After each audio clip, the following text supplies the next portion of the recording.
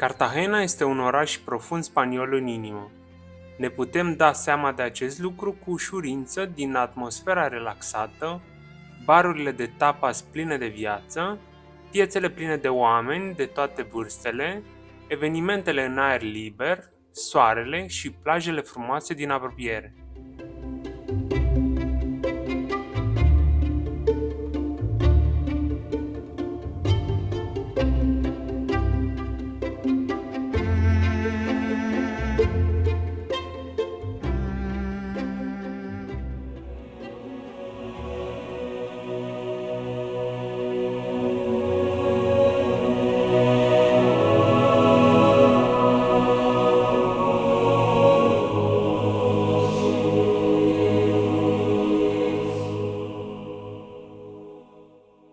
Biserica a fost ridicată ca anexă la mănăstirea San Isidoro, construită în 1580 pentru a fi ocupată de ordinul medicant al dominicanilor.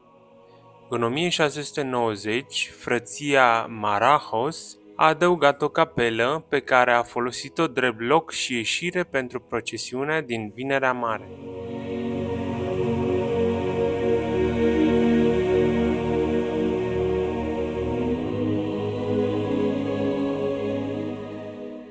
În secolul al XIX-lea, biserica a fost folosită în anul 1823 ca graj pentru trupele franceze în timpul intervenției celor 100.000 de fii ai Sfântului Ludovic în favoarea absolutismului.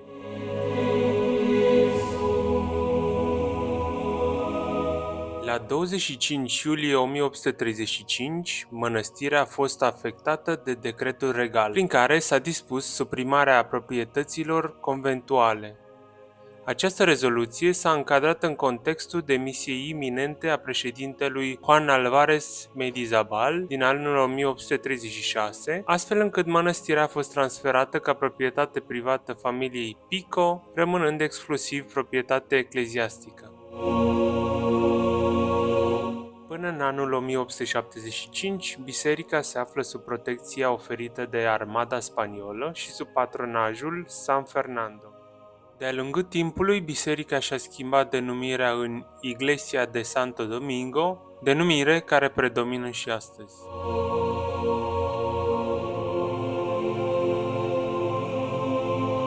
În timpul războiului civil, biserica a suferit daune semnificative care au făcut-o inutilizabilă.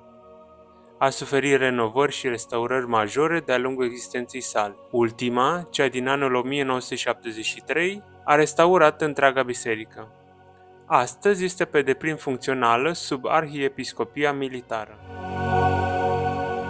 Deci suntem la Muzeul Național de Arheologie Subacuatică, adică Muzeul Național de Arheologie Subacuatică.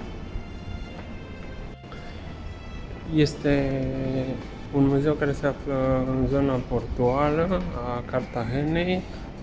Intrarea este 3 euro pentru adulți. Este o expoziție permanentă care vă invită să descoperiți patrimoniul cultural subacuatic și să aruncați o privire asupra istoriei navigației oceanice. Spaniola mea nu este foarte bună, dar bineînțeles, ca orice persoană din ziua de astăzi, vorbim toate limbile, iar la sfârșitul zilei vorbim atât de bine încât ne dor mâinile.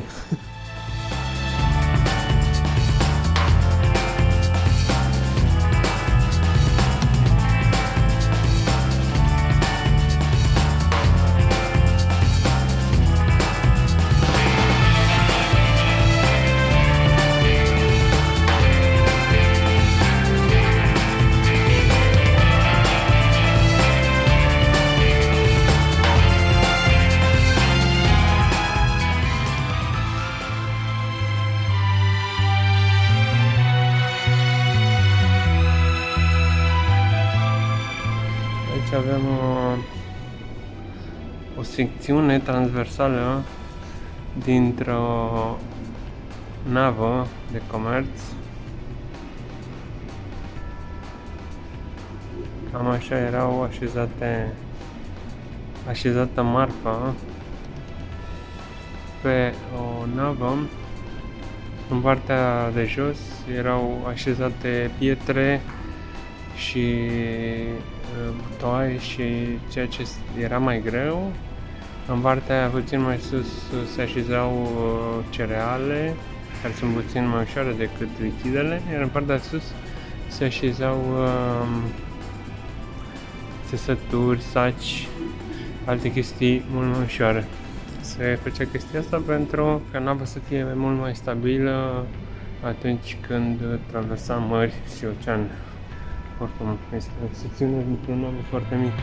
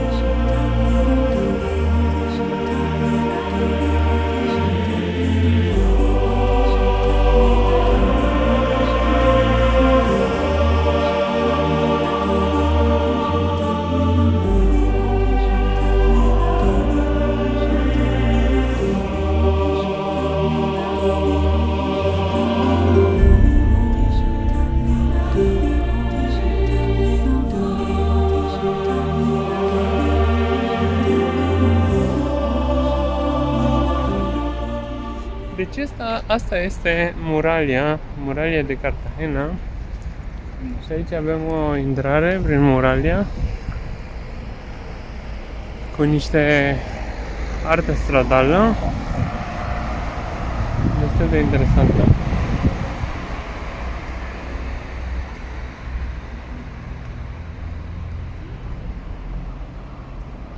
Și aici urcăm sus. Întorcând puțin privirea spre anumite aspecte geografice, se observă că orașul are un teritoriu în mare parte plat, cu unele întinderi deluroase. Clima zonei este definită drept mediteraneană aridă. Temperaturile ridicate din zonă devin mai plăcute în oraș datorită poziției maritime.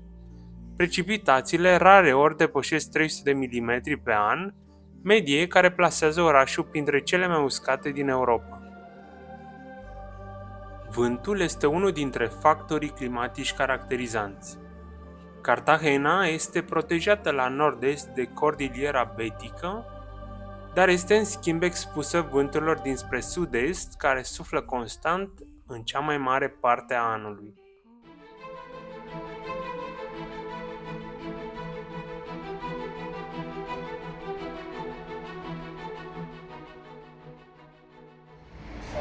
Aici avem o casă foarte frumoasă, se numește Casa de Misericordia, care are o grădină foarte frumoasă și pare că face parte din Universitatea Politehnică de Cartagena. Simbolul Cartagenei. Oamenii cu coif în cap. Probabil că da. Avem aici o plantă foarte frumoasă de buganvilia, foarte drăguță, și clădirea este foarte frumoasă, 1923.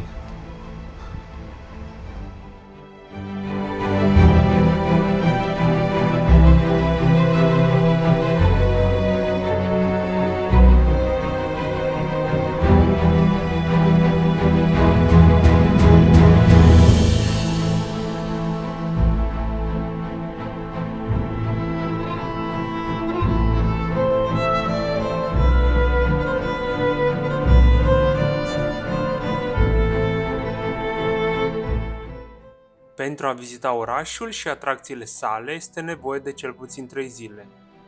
Dacă sunteți însă doar în trecere, puteți concentra într-o zi mai multe obiective.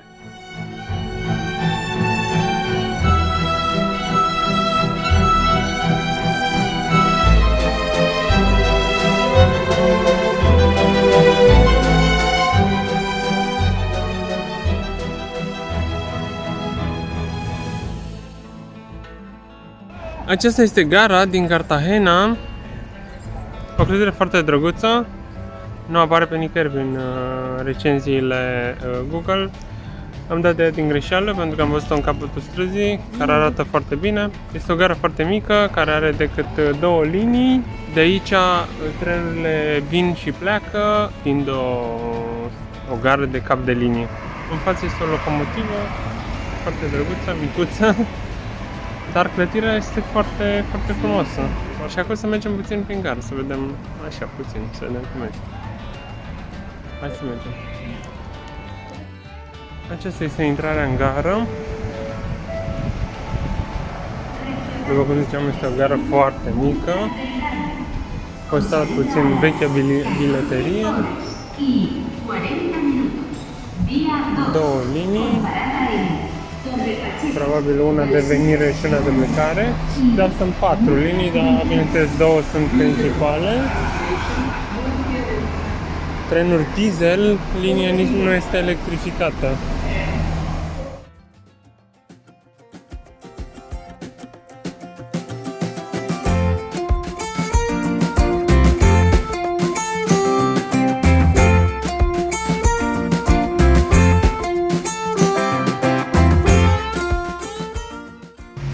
Am în spatele meu un ficus imens. Este un ficus elastică care are particularitatea asta de a-și un pic de rădăcini nuchitoare în pământ. Practic acestea coboară din copac și se împing în pământ. Și așa face foarte multe rădăcini care pur și simplu coboară de sus în pom și se împing în pământ.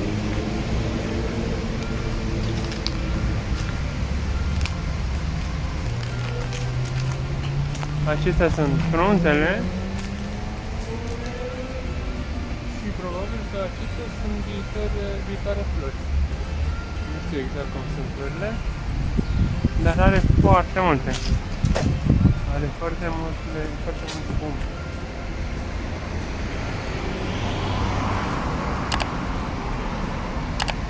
Iar aici este zidul. O pistă ciclabilă pe lângă el și gazon, care arată destul de bine.